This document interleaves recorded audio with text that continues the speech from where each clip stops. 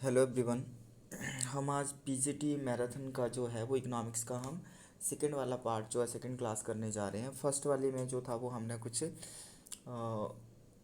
जो था वो आपका आई थिंक डिस्कस किया था production possibility curve and next जो था वो आपका यूटिलिटी वगैरह डिस्कस किया था। ठीक है, आज हमने जो है वो करना है आपका कंज्यूमर इक्विलिब्रियम किया था उसमें with the help of utility. आज करेंगे हम consumer equilibrium in with the help of indifference curve. तो चलिए स्टार्ट करते हैं। आपका फर्स्ट है कंज्यूमर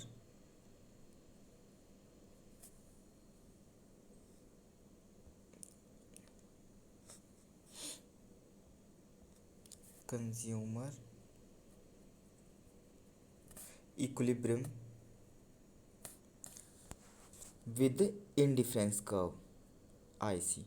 इंडिफरेंस कर्व एनालिसिस इसके थ्रू हमने करना है। ठीक है, तो सबसे पहले तो इंडिफरेंस कर्व क्या है ये हम समझते हैं। What is indifference curve IC? तो इंडिफरेंस कर्व जो है अगर इसकी बात करो, it shows the combination of two goods. ठीक है, ये भी क्या करता है आपका कॉम्बिनेशन है टू गुड्स का।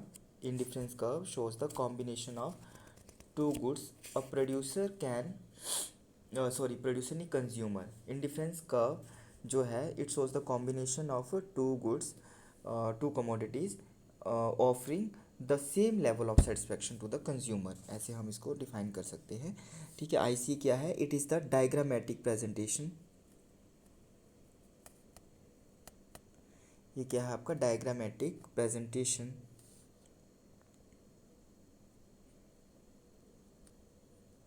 diagrammatic presentation of a indifference set of the consumer, presentation of a indifference set of the consumer। ठीक है, एंड साथ में हम बोलेंगे it shows the different combination of two commodities. कितने combination? Different combination of two commodities के, different combination of two commodities like apple and orange offering the same level which give a same level of satisfaction to the consumer, which give a same level of satisfaction to the consumer। ठीक है, तो ये बताता है, ये याद रखना है कि जो आपका इंडिफरेंस कर्व है, तटस्थ वक्र वह है जो कि दो वस्तुओं के संयोगों को दिखाता है, जिसे एक उपभोक्ता जो है वो जिससे जो कि एक उपभोक्ता को सेटिस्फेक्शन मतलब संतुष्टि प्रदान करते हैं। ठीक है, इस तरह से हम इसको डिफाइन कर सकते हैं। नेक्स्ट आता है अजम्पशंस ऑफ द आईसी। ठीक है, तो ये आपका जो है वो इंडिफरेंस कर्व की कुछ अजम्पशंस रहती हैं। आईसी अजम्पशंस, अजम्पशंस की बात करें तो फर्स्ट आती है money income of the consumer is given and does not change. तो मनी इनकम जो है, मनी इनकम वो क्या है?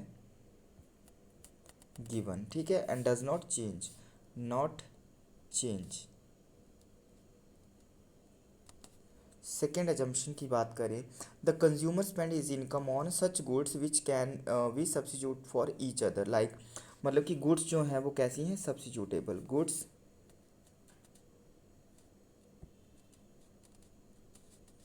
गुड्स कैसी हैं? सब्सिट्यूटेबल हैं। ठीक है, उन मतलब ऐसी गुड्स के ऊपर खर्चा कर रहा है जो कि आपस में सब्सिट्यूटेबल है। लाइक आपका एप्पल एंड ऑरेंज, मतलब कि एप्पल का कंजम्पशन या ऑरेंज का एक एक का कम करेगा दूसरे का ज़्यादा, तो इस तरह से जो है वो कर सकता है। ठीक है, तो एप्पल एंड ऑरेंज, एक का ज़्यादा करा दूसरे का कम करेगा। नेक्स्ट बात करें तो नेक्स्ट हम बात करते हैं indifference set and indifference curve. Indifference set and indifference curve, indifference set and indifference curve,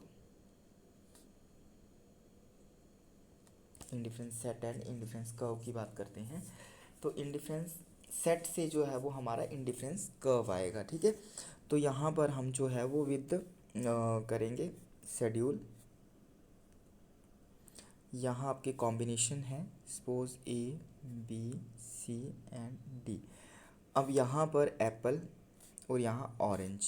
ठीक है, सपोज एप्पल 1 2 3 4 ये ले रहा है। ऑरेंज जो है वो अगर 1 के साथ यहाँ 10 है तो एप्पल का इंक्रीज़ कर रहा है तो ऑरेंज का कम करेगा। ठीक है, ये इंक्रीज़ हो रहा है तो ये क्या होगा? कम होगा। Suppose 5 and 4। ठीक है। So this is the indifference set, मतलब कि ये आपका जो है वो it is the table showing that representing the combination of two goods which give to the consumer same level of satisfaction. ठीक है। अब नेक्स्ट आपका बात करें तो इंडिफरेंस कर्व की। इंडिफरेंस कर्व जो है यहाँ पर आपका हो गया एप्पल और यहाँ पर ऑरेंज। ठीक है। अब यहाँ पर जो है वो आपका 10 तक है, 1 2 3 4 5 6 7 8 9 10। This is the 10। यहाँ पर 1 2 3 एंड 4, तो 10 को जो है वो आपका 1 के साथ। ठीक है। देन आपका 7 2 5 और फिर आपका है 4 4। तो ये कुछ इस तरह से जो है वो बनेगा। ठीक है। जब हम इनको मिलाएंगे तो ये आपके पॉइंट जो हैं वो आईसी। तो ये आईसी जो है ए बी सी, ये A B C D combination जो है which are representing the same level of satisfaction to the consumer. यहाँ पर भी कंज्यूमर जो है इंडिफरेंट है, यहाँ पर भी, यहाँ हर कोई कॉम्बिनेशन जो है वो उसको सेम लेवल ऑफ सेटिस्फैक्शन दे रहा है। क्यों? क्योंकि when he is increasing the consumption of one commodity then reducing the consumption of another commodity. ठीक है। तो मतलब हर एक पॉइंट पर वो जो इंडिफरेंट है, अगर इसने एक का बढ़ाया है या एक का कम किया दैट मीन्स कि उसने दूसरे का इंक्रीज़ करना है। ठीक है। तो इस तरह से जो है वो आपका कॉम्बिनेशंस रहेंगे। This is the indifference curve and indifference set. Next अगर हम बात करें तो properties of indifference curve.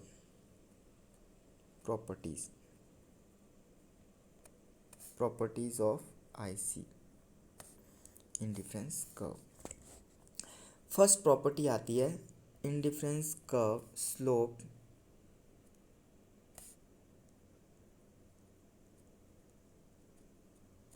Downward. ठीक है। तो इसका स्लोप जो है वो कैसा होता है?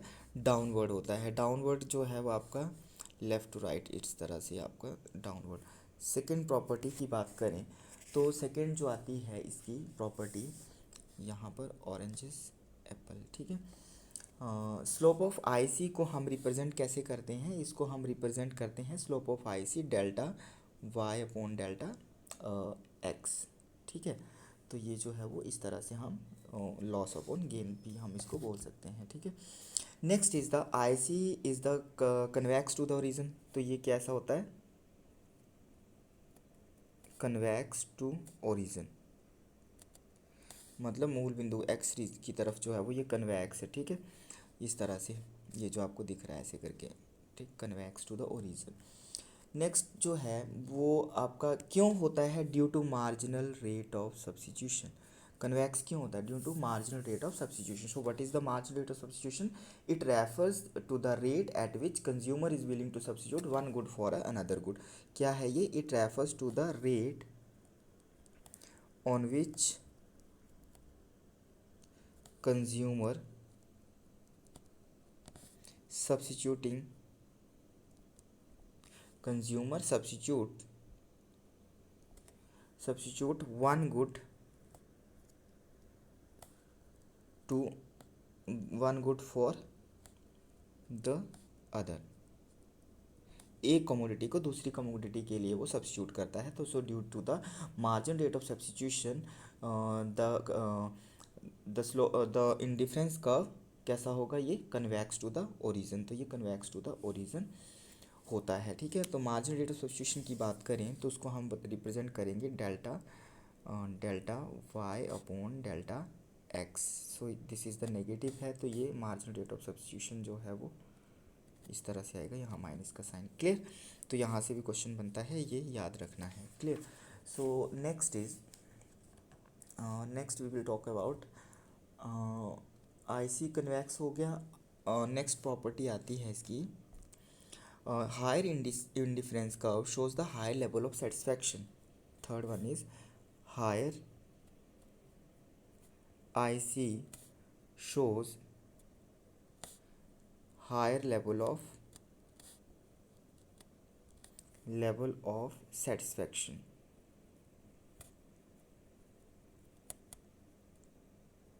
Higher level of satisfaction, higher indifference curve जो है वो हायर लेवल ऑफ सेटिस्फैक्शन को जो है वो शो करता है। लाइक आपका ये लो है, जितना हाई होगा आईसी उतनी ही ज़्यादा, यहाँ पर सेटिस्फेक्शन लेवल कम है, यहाँ पर जो है वो ज़्यादा होगा। Clear. So the next is,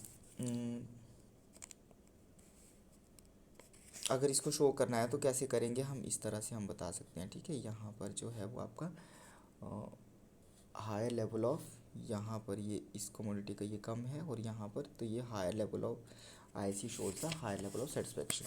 next the fourth property is indifference curve do not cross और intersect each other, not cross और इंटरसेक्ट। तो ये जो है वो टू इंडिफरेंस कर्व एक दूसरे को ना तो क्रॉस करते हैं ना ही इंटरसेक्ट करते हैं, मतलब किस तरह से नहीं होंगे। Suppose this is the I C one and this is the, wait,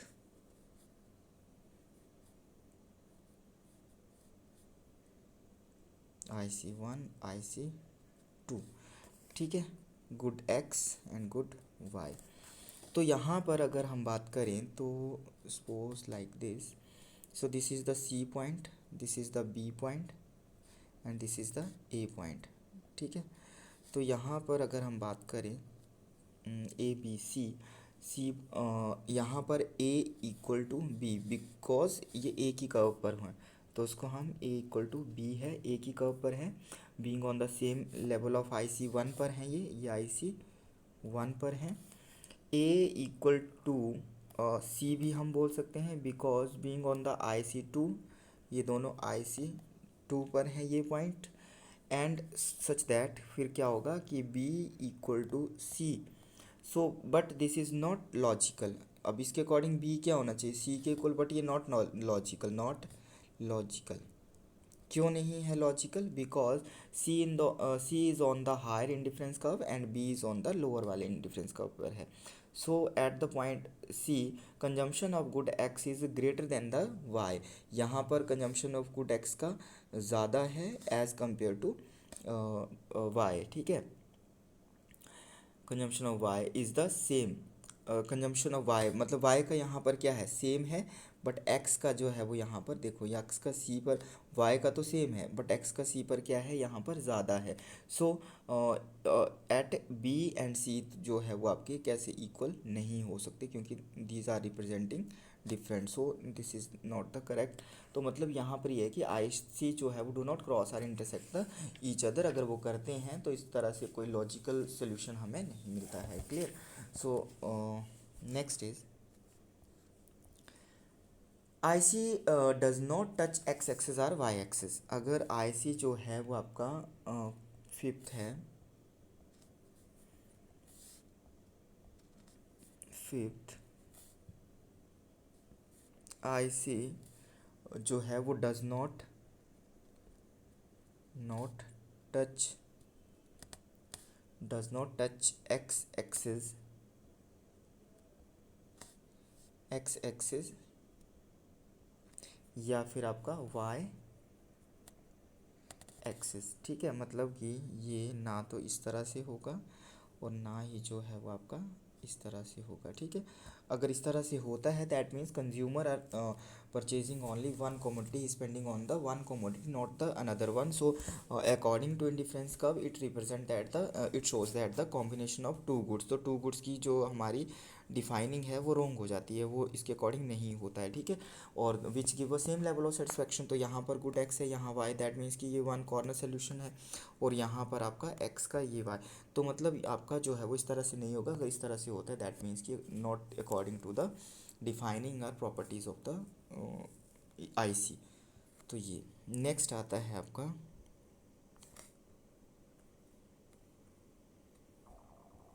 next is consumers budget, budget की बात करते हैं, या फिर बजट सेट या budget line, budget line,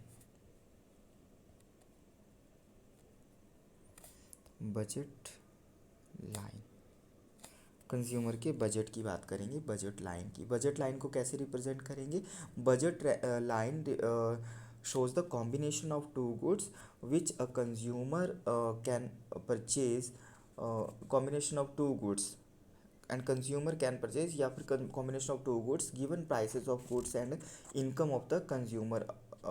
So budget line refers to the attainable combination, ऐसे हम बोल सकते हैं कि attainable combination of a set of two goods given prices and income of the consumer, या on the given prices and income consumer can purchase या can spend, मतलब अपने बजट को जो है वो स्पेंड कर सकता है on the two commodities on a given price and income.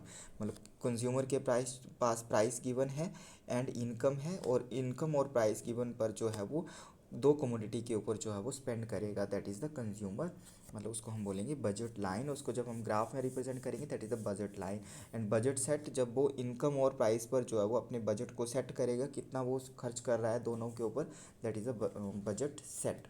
तो बजट सेट और बजट लाइन की अगर हम बात करें तो देखते हैं budget set and budget line, ठीक है। अब यहाँ पर जो है वो budget set and budget line, यहाँ हम बात करेंगे suppose good x, good 1 and good 2, clear. So the 0, 10, 20 and 30, ठीक है।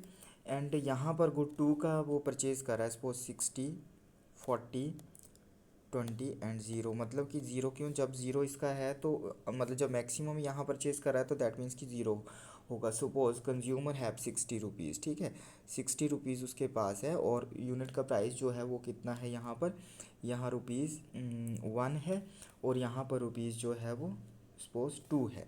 तो यहाँ 1 करेगा खर्च तो वो 60 ले सकता है, ठीक है, तो यहाँ 0 होगा।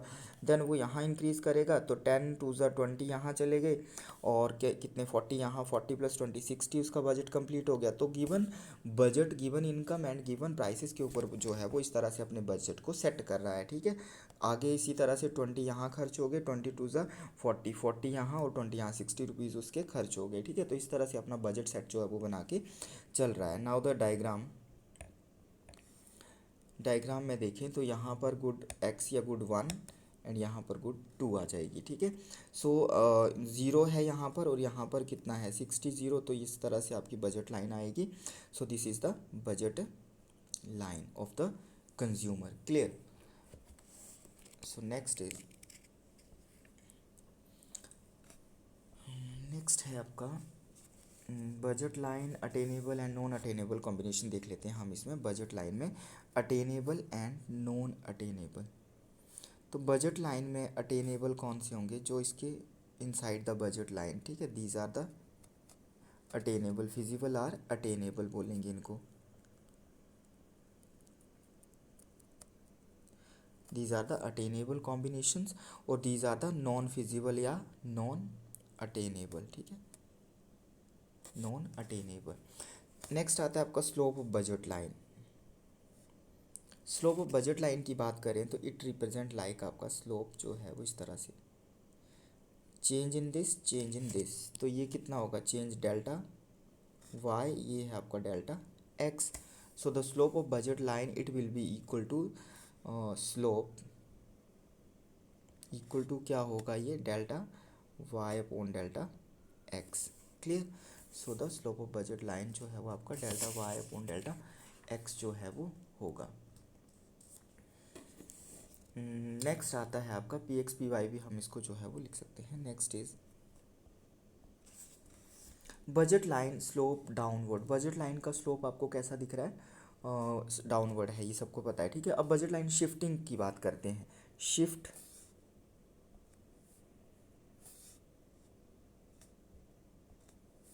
शिफ्ट इन बजट लाइन, ठीक है। जब शिफ्ट होता है तो शिफ्ट जो है वो बजट लाइन में कब और कैसे होगा। शिफ्टिंग की बात करें, पहले तो बजट लाइन ये है, ठीक है। अब बजट लाइन अगर शिफ्ट होती है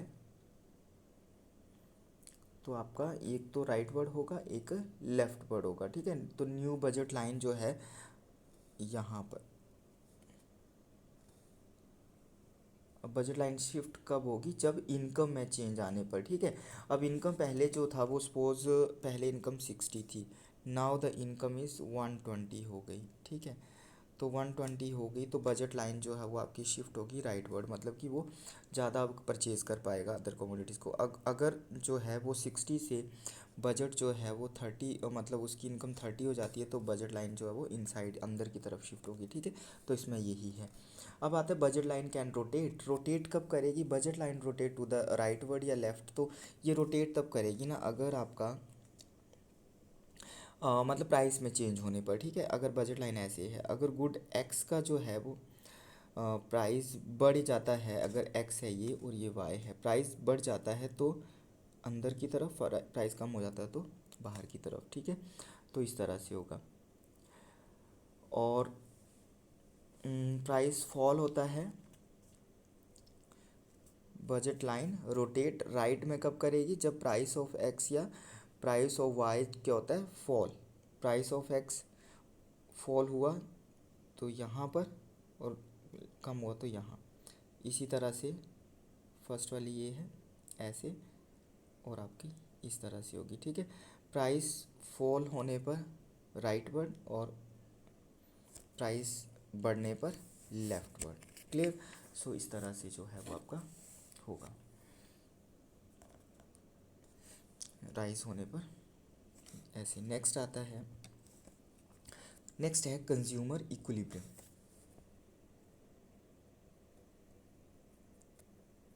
कंज्यूमर इक्विलिब्रियम, आई होप सबको समझ आ रहा है जो हम कर रहे हैं। Consumer equilibrium refers to the optimum choice of the consumer, ठीक है। मतलब here consumer gets maximum satisfaction, ठीक है। It is reaches when the maximum maximises his satisfaction. So consumer equilibrium में कब होगा? When he gets maximum maximum satisfaction, ठीक है। ये याद रखना है आपने, सेटिस्फैक्शन। अब इसकी कुछ कंडीशंस आती हैं, वो हम करेंगे।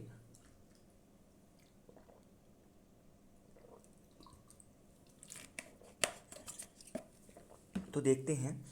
फर्स्ट आता है condition, some conditions.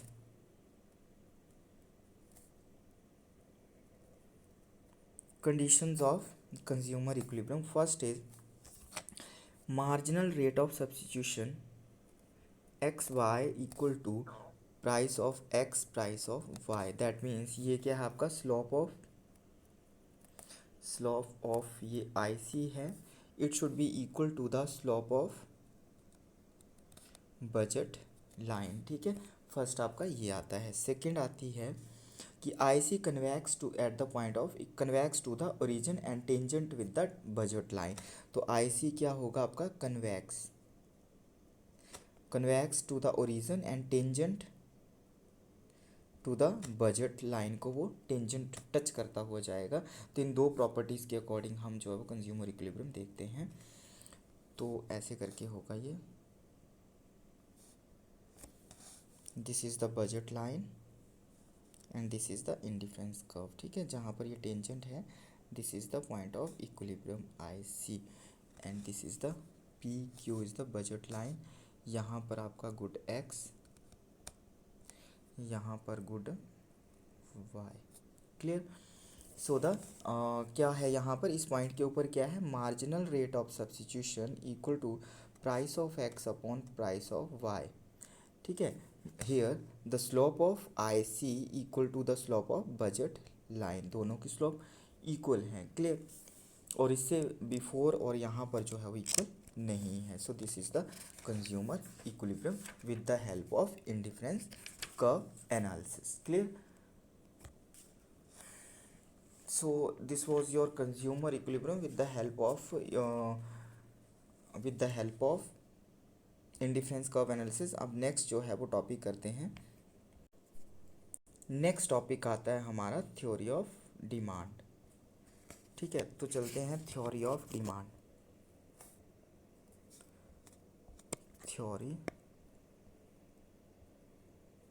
Of demand,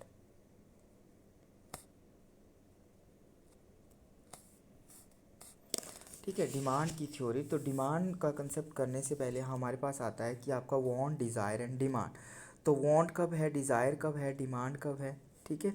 तो वो चीज़ हम जो है वो बात करते हैं, मतलब कि विलिंग हमारा सिंपली वो है कि जब हम इच्छा कर रहे हैं कि हमारे पास एक विलिंग जो है वो डिज़ायर, या फिर हम लिखते हैं डिज़ायर की बात करें तो ये क्या है? एक विशफुल थिंकिंग है।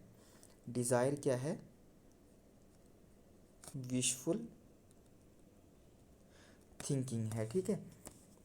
ये अभी डिमांड नहीं है, ठीक है, ये डिमांड नहीं कही जाएगी। डिमांड कब बनेगी? डिमांड तब बनेगी, the desire become demand only when you are ready to spend money to buy particular thing, ठीक है। मतलब कि जब आप उस चीज़ को के ऊपर जो है वो खर्चा करने के लिए रेडी हैं, ठीक है। तो वॉन्ट डिज़ायर, वॉन्ट मतलब आपको ये चीज़ लेनी है, ठीक है, आपके पास मनी है but you are not spending, ठीक है। डिज़ायर आपका विशफुल थिंकिंग, बट डिमांड वो कब बनेगी? डिमांड आपकी बनेगी कि you are ready to purchase that commodity on a given prices and given income. Clear?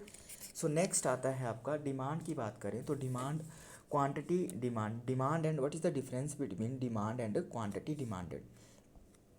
So here is demand and quantity demanded, ठीक है। Demand refers to the different possible quantities to be purchase at different possible prices of a commodity. मतलब कि demand को हम generally बोल देते हैं कि डिफरेंट पॉसिबल प्राइसेस पर जो है वो इतनी क्वांटिटी परचेज, मतलब कि कितनी ये नहीं बता रहे हैं, but demand refers the different possible quantities to be purchase at different possible prices of a commodity. Different prices के ऊपर डिफरेंट कमोडिटी की डिमांड हो रही है, ठीक है। और quantity demand refers to the specific quantity, मतलब 2 4 कितना हो रहा है तो वो हम स्पेसिफिकली इसको बता रहे हैं, ठीक है। So it refers to the specific quantity to be purchased against a specific prices. तो ये that is the difference. Demand जो है वो आपका मतलब कि different quantities purchased on different prices, and here specific quantities purchased on a specific prices, यहाँ specific word आएगा, ठीक है। that is the difference। next आता है आपका डिमांड शेड्यूल।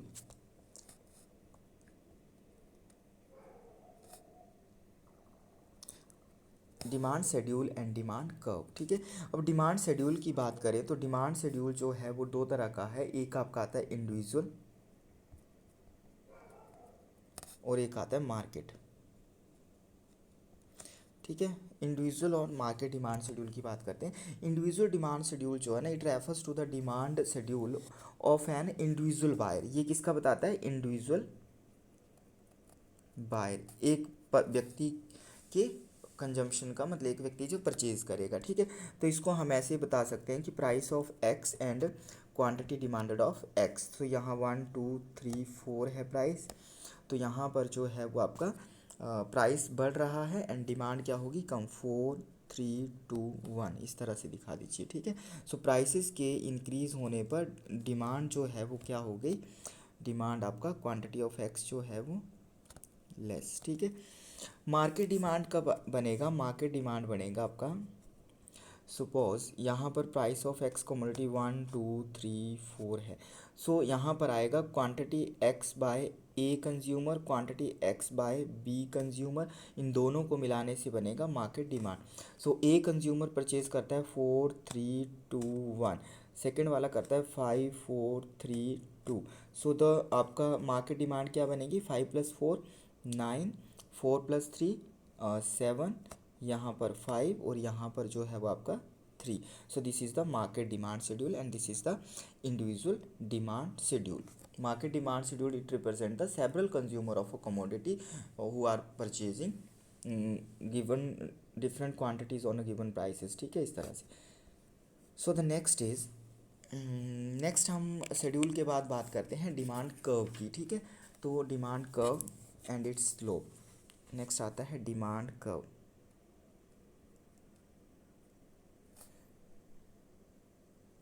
डिमांड कर्व की बात करें तो यहाँ भी 2 आएंगे आपका, एक इंडिविजुअल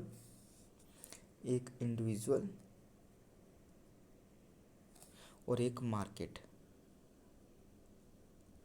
ठीक है। इंडिविजुअल डिमांड कर्व को हम इस तरह से, जहाँ पर एक ही हमने बताया था 4 3 2 1 इस तरह से था, डी ये सबको पता है, वैसे बेसिक हैं ये।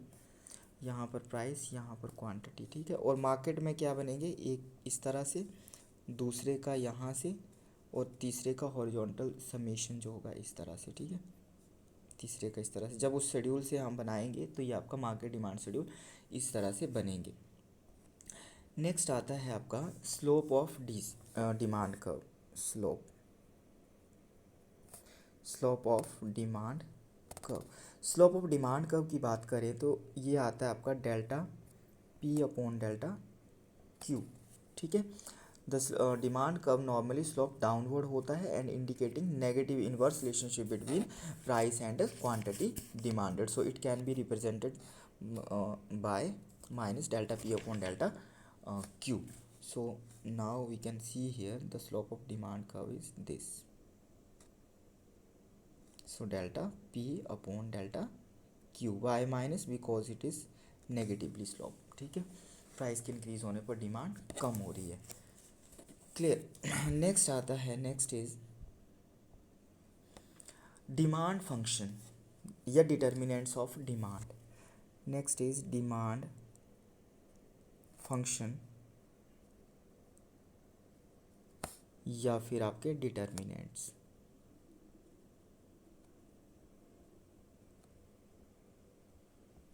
डिमांड फंक्शन या डिमांड के डिटर्मिनेंट्स, ठीक है। तो इसकी हम बात करें तो इसमें भी हम दो तरह से देखेंगे, इंडिविजुअल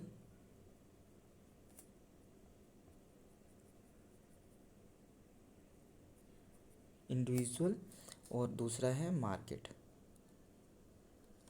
इंडिविजुअल की बात करें तो demand of X commodity equal to the function of price of X commodity, price of related goods, income of the consumer, taste and preferences and expectation for future to increase the price or decrease, ठीक है, increase or decrease in the prices। तो ये तो आ गया आपका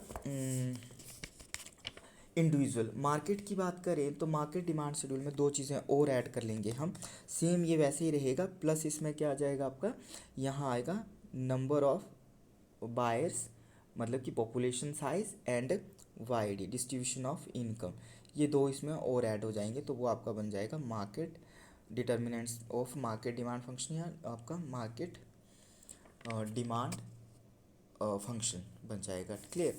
सो इनको हम one by one जो है वो डिस्कस करते हैं दोनों को ही। फर्स्ट क्या बताया था, D X equal to function of price of X, commodity price of related good, income, taste and preferences and expectations।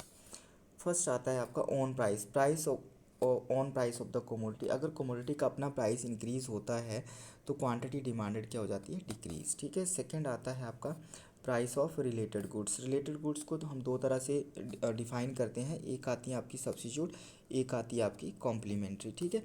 Substitute goods जो हैं वो आपकी कौन सी हैं, सब्स्टिट्यूट जैसे आपका टी एंड कॉफ़ी हो गया, ठीक है, टी एंड कॉफ़ी, ये क्या है, सब्स्टिट्यूट, मतलब कि प्राइस टी का इंक्रीज होने पर क्वांटिटी डिमांड ऑफ कॉफ़ी की बढ़ जाएगी, तो यहाँ पर जो है वो पॉजिटिव रिलेशन आएगा, एक का प्राइस दूसरे की क्वांटिटी डिमांड, एक का प्राइस बढ़ने से दूसरे की डिमांड बढ़ती है, ठीक है। कॉम्प्लीमेंट्री में क्या होता है, कॉम्प्लीमेंट्री जैसे आपका कार एंड पेट्रोल लेके चलते हैं, कार एंड पेट्रोल, ठीक है, ये एक दूसरे के बिना यूज़ नहीं हो सकती, तो यहाँ पर पेट्रोल का प्राइस बढ़ने से कार की जो डिमांड है वो क्या हो जाएगी, कम हो जाएगी, यहाँ पर रिलेशन आएगा नेगेटिव, एक का प्राइस बढ़ने से दूसरे की डिमांड नेगेटिव। जिन्होंने प्लान किया है कि हमने गाड़ी लेनी है तो उनको लगता है प्राइस तो बहुत ज़्यादा हो गया, थोड़ा सा फ्यूचर में प्लान कर लेंगे, बाद में ले लेंगे, ठीक है। तो कॉम्प्लीमेंट्री में क्या होगा, आपका डिमांड कर्व नेगेटिव होगा एंड दो सब्स्टिट्यूट होंगी उनमें पॉजिटिव होगा, ठीक है। तो इस तरह से जो है वो दोनों में रिलेशन आएगा। Price of substitute increase, demand for given commodity राइसेस, ठीक है। और यहाँ क्या होगा, कॉम्प्लीमेंट्री गुड का प्राइस इंक्रीज होगा, डिमांड फॉर गुड जो है अदर गुड यहाँ पर फॉल होगा, clear. Next is income of the consumer. Next था इनकम ना, income of the consumer, income of the, अगर इनकम जो कंज्यूमर की बढ़ती है तो डिमांड जो है वो क्या होगी, बढ़ जाएगी, ठीक है। और इनकम कम होती है तो डिमांड कम होती है, ठीक है। अब इसमें भी दो तरह की आती है, एक आती है नॉर्मल गुड्स एंड एक आती है इन्फीरियर। अब नॉर्मल के लिए क्या होगा, इनकम इफेक्ट जो है वो आपका पॉजिटिव होगा, इन्फीरियर के लिए इनकम इफेक्ट जो है वो नेगेटिव होगा, ठीक है, ये याद रखना है आपने। तो नॉर्मल गुड्स में अगर प्राइसेस इंक्रीज, सॉरी प्राइसेस नहीं, इनकम इंक्रीज होती है तो डिमांड बढ़ जाएगी, ठीक है, और यहाँ पर इनकम इंक्रीज होती है तो इन्फीरियर की डिमांड जो है वो कम हो जाएगी, he will shift to the superior, to side the superior goods, तो वो सुपीरियर की तरफ जो है वो शिफ्ट हो जाएगा, ठीक है। तो this is the difference between both. Next is taste and preferences. Fourth है आपका टेस्ट एंड प्रेफरेंसेस। तो टेस्ट एंड प्रेफरेंसेस का भी इम्पैक्ट पड़ता है। अगर आपका जिस कमोडिटी से रिलेटेड टेस्ट एंड प्रेफरेंसेस होंगे तो मतलब आपका जो है वो उस कमोडिटी की डिमांड भी क्या होती है, इंक्रीज़ होती है। और फिफ्थ आता है एक्सपेक्टेशंस। एक्सपेक्टेशन मतलब इन फ्यूचर अगर प्राइस बढ़ने की पॉसिबिलिटी है तो प्रेजेंट टाइम में अगर प्राइस ज़्यादा भी है तो डिमांड क्या होगी, ज़्यादा होगी। Why? Because in future price will increase, ठीक है। अगर इन फ्यूचर प्राइस के डिक्रीज होने की पॉसिबिलिटी है तो प्राइस प्रेजेंट में कम भी होगा ना, तब भी डिमांड जो है वो क्या करेंगे लोग, कम करेंगे। बिकॉज ही थॉट दैट कि ही थिंक्स दैट कि in future price will decrease and that time we will purchase that commodity when price of the commodity will fall. Clear? तो इस तरह से जो है ये होता है। तो ये तो हो गई इंडिविजुअल डिमांड के। मार्केट डिमांड में दो और ऐड होंगे, वो क्या आएगा आपका, फर्स्ट आएगा आपका population size, population size, size of the population, ठीक है। अब यहाँ पर जितने नंबर ऑफ बायर्स होंगे, नंबर ऑफ बायर्स जितने होंगे उतना ही ज़्यादा जो है वो क्या होगा, डिमांड इंक्रीज़ होगी, ठीक है। तो पॉपुलेशन साइज़ में ये आएगा कि पॉपुलेशन बढ़ेगी तो डिमांड भी बढ़ेगी। नेक्स्ट आता है आपका डिस्ट्रीब्यूशन ऑफ इनकम, इनकम का डिस्ट्रीब्यूशन। इनकम का डिस्ट्रीब्यूशन अगर जो है वो आपका सिक्योर्ड होगा, मतलब अगर सही डिस्ट्रीब्यूशन होगा, अगर सिक्योर्ड मतलब कि आपका कम ज़्यादा होगा तो फिर डिमांड इम्पैक्ट करेगी। तो मार्केट अगर इस डिस्ट्रीब्यूशन जो है वो आपका एक तरह से नॉर्मल डिस्ट्रीब्यूशन या ऐसे मान लेते हैं कि इनकम जो है जो है वो इक्विटेबल डिस्ट्रीब्यूशन है, ठीक है। तो there will be more demand. अगर इक्विटेबल डिस्ट्रीब्यूशन है तो डिमांड जो है वो ज़्यादा होगी, और अनइक्वल होगा तो फिर अगर रिच ज़्यादा होंगे तो मतलब उन कम्युनिटीज़ की डिमांड ज़्यादा होगी, पुअर ज़्यादा होंगे तो उस हिसाब से फिर डिमांड जो है वो इम्पैक्ट करेगी। Clear? So next is law of demand, of demand. So law of demand क्या बताता है, it shows the sorry, law of demand states that other things remaining constant there is an inverse relationship between price and quantity demand. When price of the commodity increase demand of the commodity decrease. मतलब कि अन्य बातें समान रहने पर जो है अगर प्राइस बढ़ता है कमोडिटी का तो डिमांड क्या होती है, कम होती है, ठीक है। अन्य बातें कौन सी हैं जो कि हमने अभी डिस्कस करी, ठीक है। सो ये है, और ये हमने देख ही लिया वैसे। ये आपका प्राइस है, ये क्वांटिटी है, 2 से 4 हो गया, यहाँ 4 से 2। सो दिस इज़ द, और अदर थिंग्स रिमेनिंग कांस्टेंट। तो ये this is the demand curve, ठीक है, और ये प्राइस। क्लियर? नेक्स्ट आता है assumptions, assumptions of the demand curve. कुछ अजम्पशंस भी आती है लॉ ऑफ डिमांड की। तो फर्स्ट आता है कि टेस्ट एंड प्रेफरेंसेस, चलो लिख देता हूँ, assumptions of the,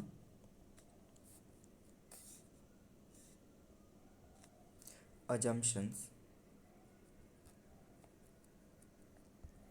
assumptions of demand curve, demand curve की अजम्पशन। फर्स्ट आता है taste and preferences of the consumer remain constant. मतलब वही चीज, सारी चीज़ें हैं, अदर थिंग्स रिमेनिंग कांस्टेंट, ठीक है, वही चीज़ आ गई। There is no change, no change in income, other things remaining constant बोला ना, तो वो सारी। No change in income, no change in taste and preferences हो गया। Price of the related goods will not change, price of related good will be constant, ऐसे कर दिया, ठीक है। एंड फोर्थ इज आपका consumer do not expect any change in future. मतलब price future में जो है वो फ्यूचर प्राइस जो है वो उसमें कोई भी चेंज, इंक्रीज डिक्रीज नहीं होगा। क्लियर? तो ये आ गई आपकी इसकी अजम्पशंस। नेक्स्ट आता है आपका, अभी तो काफ़ी और भी है, चलिए नेक्स्ट करते हैं। नेक्स्ट है आपका why more of a good is purchased when its price fall, या फिर why does demand curve slope downward. तो डिमांड कर्व जो है वो slope, demand curve slope downward, why, यहाँ ऐसे लिख दिया वाई, ठीक है। Why does demand curve slope downward, तो क्यों होता है फर्स्ट देखते हैं। ये होता है law of diminishing marginal utility के कारण, एक तो ये हो गया, ठीक है। डिमिनिशिंग मार्जिनल यूटिलिटी का मतलब ये है कि जैसे जैसे हम किसी कमोडिटी को परचेज करते जाते हैं वैसे वैसे उस कमोडिटी की क्वांटिटी डिमांड कम हो जाती है, और वैसे ही आपका जैसे law of utility diminishing marginality वैसे ही आपका डिमांड कर्व आता है, ठीक है। Diminishing marginality and also this is the demand curve, clear.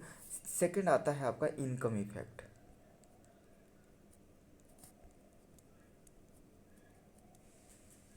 Income effect, ठीक है। इनकम इफेक्ट जो है वो refers to the effect on quantity demanded when real income of the buyer change. अब इसमें जो है वो मॉनेटरी इनकम में नहीं हो रहा है, रियल इनकम में जो है वो चेंज होता है। मतलब कि अगर किसी कमोडिटी का प्राइस कम हो जाता है, जो पहले जो थी वो 40 रुपीज़ की थी अब 20 हो गया, तो कंज्यूमर की जो इनकम है वो इंक्रीज़ हो गई, मतलब रियल इनकम उसकी 20 रुपीज़ इंक्रीज़ हो गई, ठीक है। So change in the price of the commodity with the fall in price real income increases.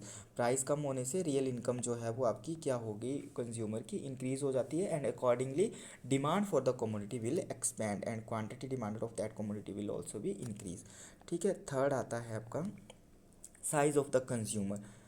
Size of the मतलब कि जितने कंज्यूमर होंगे उतनी ज़्यादा डिमांड होगी, तो उसके कारण भी होता है, ठीक है। एंड फिफ्थ आता है आपका फोर्थ आता है एक सब्सिट्यूट गुड्स। सब्सिट्यूट गुड्स जितनी होंगी, मतलब जैसे कि टी एंड कॉफ़ी, तो टी का प्राइस बढ़ेगा तो कॉफ़ी की डिमांड क्या होती जाएगी, बढ़ती जाएगी, ठीक है। तो अनदर के ऊपर जो substitute effect refers to the substitution of one commodity for the other when it becomes relatively cheaper. जो चीपर बन जाती है उसकी डिमांड फिर ज़्यादा होती है, ठीक है। तो उसके कारण भी जो है ये downward slope. And the fifth is different uses. जितने एक कमोडिटी के यूजेस होंगे, डिफरेंट यूजेस, उतना ही कमोडिटी की डिमांड जो है वो ज़्यादा होगी। आई होप क्लियर हो गया होगा आपको। नेक्स्ट आता है exception to the law of demand. Exceptions to the law of demand. Exception क्या है, मतलब कि किन चीज़ों के ऊपर जो है वो लॉ ऑफ डिमांड एप्लीकेबल नहीं होता है। फर्स्ट आता है आर्टिकल ऑफ डिस्टिंक्शन। आर्टिकल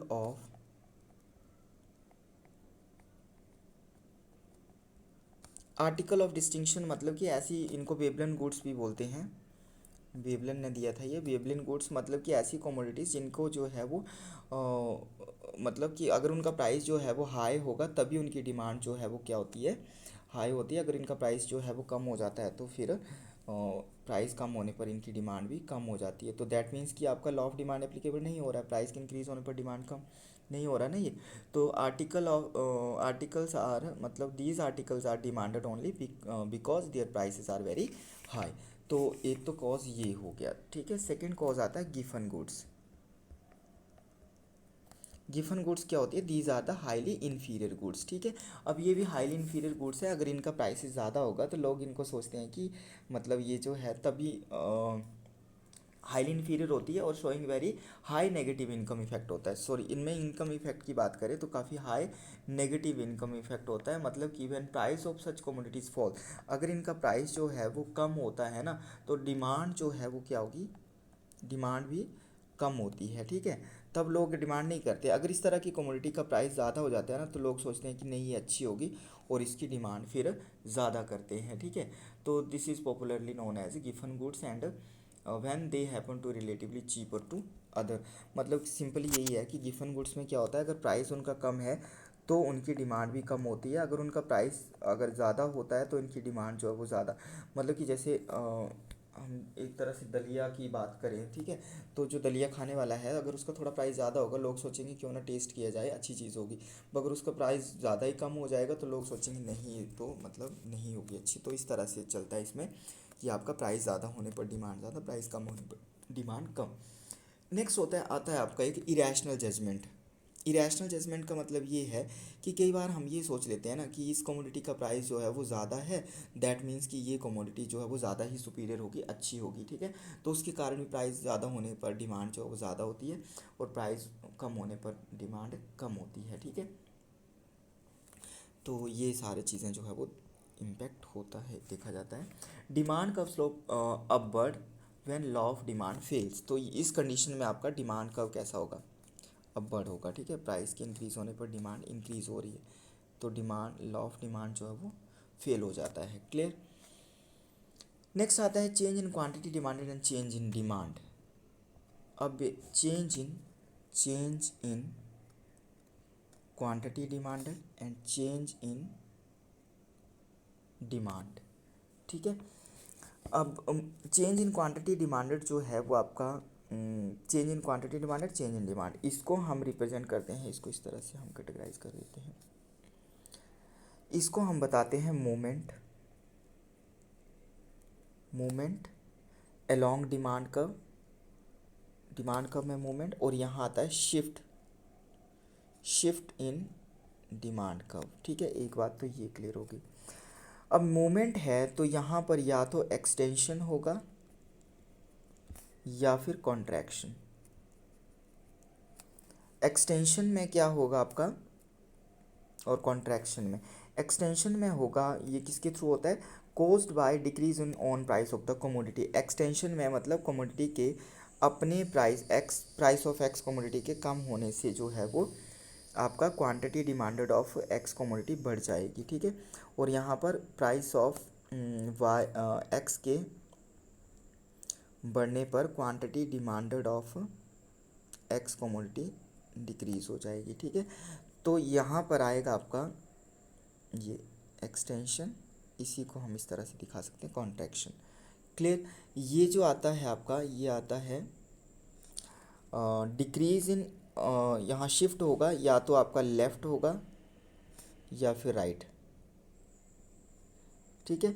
अब caused by change in factors other than on commodity, ये होगा अदर फैक्टर्स में चेंज होने पर, अदर फैक्टर्स के प्राइस में। अपनी कमोडिटी का प्राइस कांस्टेंट रहेगा, यहाँ पर रहेगा इस तरह से, on the same price demand curve shift leftward and rightward, ठीक है। इसको थोड़ा सा अगली स्लाइड में देखते हैं। यहाँ पर जो है वो एक्सटेंशन का बात कर रहे थे और कॉन्ट्रैक्शन का ना। एक्सटेंशन की बात करें तो आपका क्या होगा, सपोज प्राइस ऑफ एक्स 5 से 1 एंड क्वांटिटी ऑफ एक्स जो है वो 1 से 5। क्लियर। तो ये हो गया आपका एक्सटेंशन, इस तरफ को हुआ एक्सटेंड, ठीक है। ऑपोजिट आपका 1 5 5 1, तो ये हो जाएगा कॉन्ट्रैक्शन, इस तरफ को, ठीक है, इस तरह से। नेक्स्ट क्या बताया मैंने, नेक्स्ट बताया आपको कि शिफ्ट में आएगा अदर फैक्टर्स, ठीक है। अदर फैक्टर्स में यहाँ पर देख लीजिए P x quantity of x, ठीक है। यहाँ पर on price of the commodity will be constant and 10 and 20, ठीक है। तो यहाँ पर ये कांस्टेंट है, तो ये 10 से 20 राइट वर्ड, ठीक है। Due to change in other factors के प्राइस में चेंज हो रहा है। ऑन कमोडिटी का अपना प्राइस देखिए यहाँ पर कांस्टेंट है, ठीक है। क्वांटिटी डिमांडेड जो है वो उसमें चेंज हुआ। नेक्स्ट आता है आपका, ये तो राइट वर्ड हो गया। लेफ्ट वर्ड में क्या होगा आपका, सपोज यहाँ हम कांस्टेंट रखेंगे और यहाँ पर आपका 20 एंड 10 हो गया, ठीक है। तो इस तरह से,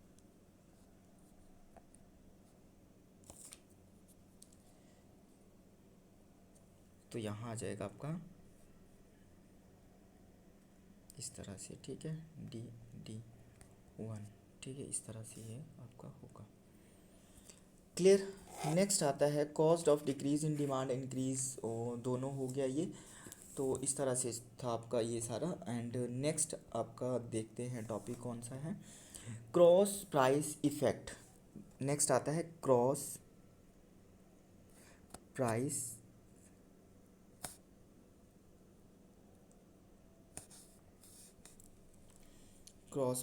इफेक्ट।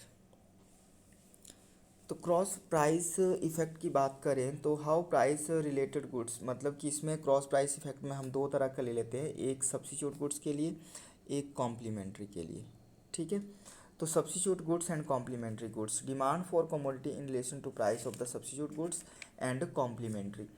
तो जनरली अगर हम सब्स्टिट्यूट और कॉम्प्लीमेंट्री के लिए देखें, अभी हमने बताया कि अगर एक कमोडिटी का प्राइस जो है substitute goods, price substitute goods के लिए जो है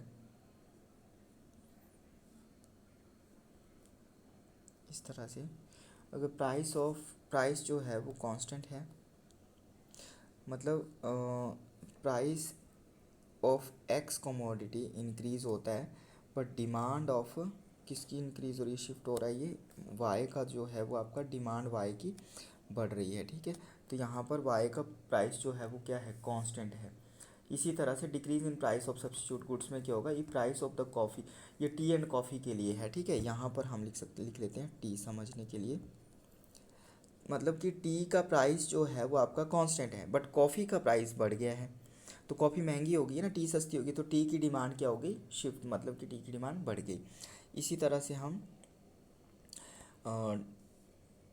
अब सपोज कॉफ़ी का प्राइस कम हो गया है और टी की डिमांड अब कम होगी, क्योंकि कंज्यूमर शिफ्ट हो गए हैं कॉफ़ी की तरफ, ठीक है। तो इस तरह से आएगा, तो ये इस तरह से जो है वो आपके इम्पैक्ट आएंगे।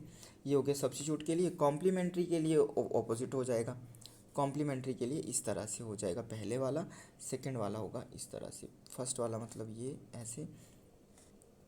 कॉम्प्लीमेंट्री के लिए कि demand for commodity in relation to price of the complementary good. Complementary good में जैसे आपका ये कार, अब प्राइस जो है वो पेट्रोल का क्या हो गया, इंक्रीज़ हो गया, तो डिमांड जो है वो कार की इस लेफ्ट वर्ड, ठीक है ये। और यहाँ क्या हुआ इस वाले सेकंड वाले में, यहाँ पर पेट्रोल का प्राइस जो है वो कम हुआ है, देन कार की डिमांड जो है वो राइट वर्ड, ठीक है, इंक्रीज़ हुई है। तो ये इस तरह से आएगा यहाँ पर ये car. So the next is, next अगर हम बात करें तो relation between income and demand, income and demand का रिलेशन देख लेते हैं, फिर इसको क्लोज करते हैं, ठीक है। Relation between income and demand, income और डिमांड में रिलेशन। अब इनकम और डिमांड में रिलेशन की बात करें तो आपका नॉर्मल गुड और इन्फीरियर गुड्स के लिए अगर हम बात करें तो दो तरह से बात करते हैं। एक आता है आपका फर्स्ट वाला, नॉर्मल के लिए देखते हैं, ठीक है। नॉर्मल गुड्स, तो नॉर्मल गुड्स के लिए अगर हम बात करें तो नॉर्मल गुड्स कौन सी होती हैं, these are the goods which demand for, और इनकी जो डिमांड है, demand for which increases as income of the buyer increase. किसका देख रहे हैं, इनकम और हम डिमांड का देख रहे हैं ना। तो नॉर्मल के लिए अगर इनकम बढ़ेगी तो डिमांड क्या होती है, बढ़ जाती है, इनकम कम होगी तो डिमांड कम होगी, ठीक है। तो इंक्रीज इनका इस तरह से आएगा, इनकम में इंक्रीज होने पर, व्हेन इनकम इंक्रीजेस, तो इस तरह से ये राइट वाला, और इंक्रीज कम होगी तो इनकम, तो ये आपका ये वाला, क्लियर। सो इस तरह से होगा। नेक्स्ट आता है इन्फीरियर के लिए, inferior,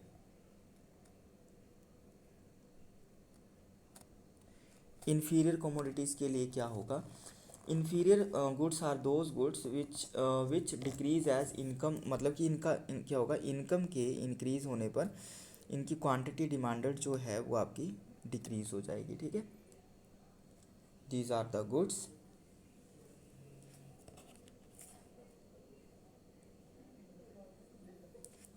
these are the goods the demand for which decreases as income of buyer rises।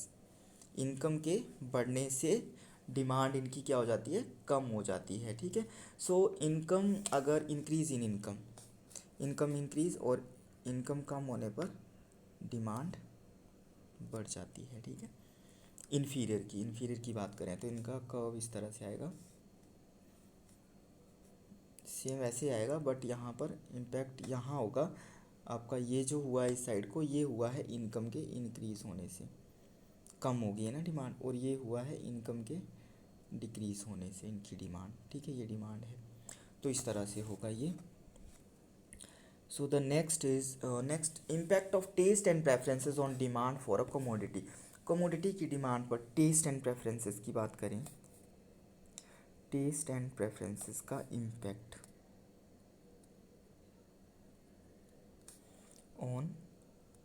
Demand, demand के ऊपर, ठीक है। अब इसमें आता है कि इंडिविजुअल लाइक्स एंड डिसलाइक, मतलब कि जिसको अगर इंडिविजुअल लाइक करता है जिस कमोडिटी को, उसकी डिमांड क्या होगी, ज़्यादा होगी, जिसको डिसलाइक करता है उसकी कम।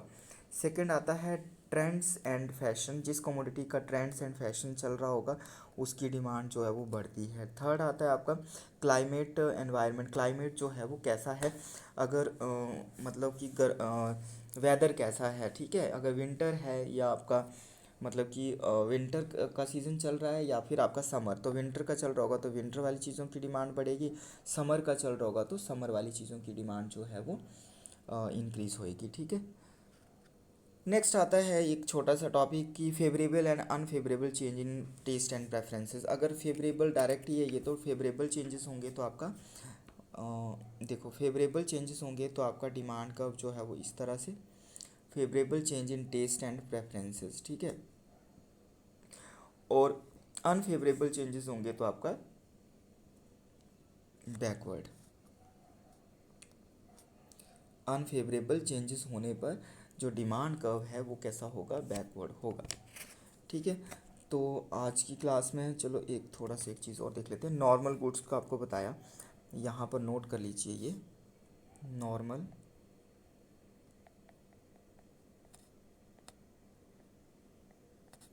गुड्स,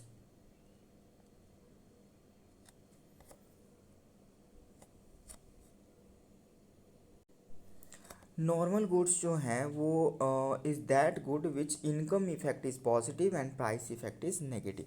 क्या होता है, इनकम इफेक्ट जो है वो आपका पॉजिटिव एंड प्राइस इफेक्ट जो है वो नेगेटिव, क्लियर, नॉर्मल के लिए। नेक्स्ट आती है इन्फीरियर,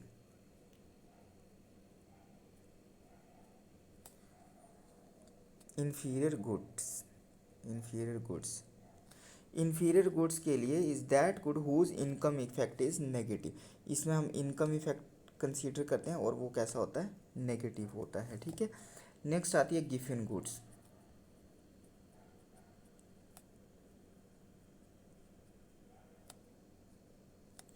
गिफन गुड्स में इज ये these are highly inferior goods होती है whose income effect is negative, but इसका क्या होगा, income effect is negative but price effect जो है वो क्या होता है, पॉजिटिव होता है। These are the highly inferior goods, ठीक है। इनकम इफेक्ट मतलब कि इनकम के बढ़ने से डिमांड कम और इनकम के कम होने से डिमांड बढ़ जाती है, ठीक है। और प्राइस के बढ़ने से इनकी डिमांड क्या होती है, ज़्यादा होती है, और प्राइस के कम होने से डिमांड कम होती है। तो price effect positive, income effect जो है वो कैसा होता है, नेगेटिव होता है इसकी कंटेक्स्ट में, ठीक है। तो ये आता है प्राइस इफेक्ट, आपको पता चल गया होगा कि प्राइस इफेक्ट क्या होता है। प्राइस इफेक्ट जो है वो होता है आपका is the change in quantity demanded of a commodity और in to change in its own a price and other things remaining constant, ठीक है। क्रॉस प्राइस इफेक्ट भी हमने कर लिया। क्रॉस प्राइस इफेक्ट में भी क्या होगा कि मतलब एक कमोडिटी का प्राइस के इंक्रीज या डिक्रीज होने पर दूसरी कमोडिटी के ऊपर जो है वो क्या इम्पैक्ट जो है वो पड़ रहा है, ठीक है। तो इस तरह से जो है वो आपका ये होएगा।